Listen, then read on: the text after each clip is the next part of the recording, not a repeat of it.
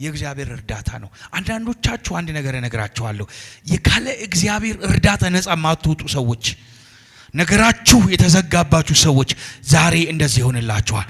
አላዛር ይሆንላችኋል። አላዛር ይሆንላችኋል። አላዛር ናውጣ እንደተባለ የእግዚአብሔር እርዳታ ወደ ህይወታችሁ ይወጣል።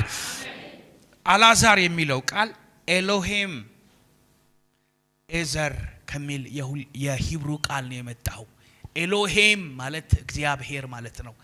ኤዘር ማለት ደግሞ እርዳታ ሄልፕ ማለት ነው። ሌላኛው ቃል ሰፖርት መደገፍ፣ ሰስቴናቢሊቲ ወይም ሰስቴን መደላደል ማለት ነው። ዛሬ አንድ ሰው በእግዚአብሔር የሚደላደል ሰው አለ።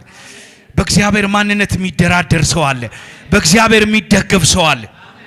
አላዛር በሉ አሜን። ለዛ ነው